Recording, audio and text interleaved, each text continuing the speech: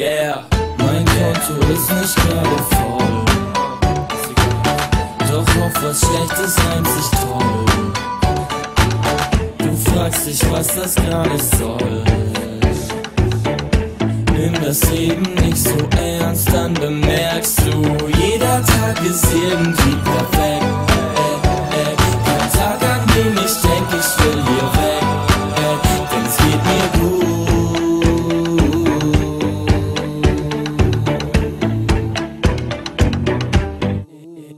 Yeah, es geht mir gut, ich kann mich nicht beschweren. Ich hab alles, was ich brauch und ein bisschen mehr.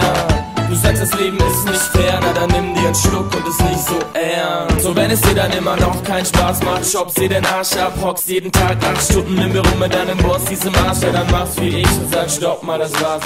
Such dir irgendeinen Job, der dir Spaß macht, und ich schwör dir, komm, warte ab. Bevor der Wecker klingelt, bist du schon hellwach, springst aus dem Bett, weil du Bock auf den Tag hast. Jeder Tag ist irgendwie perfekt, kein Tag, an dem ich denk, ich will hier weg, denn es geht mir gut.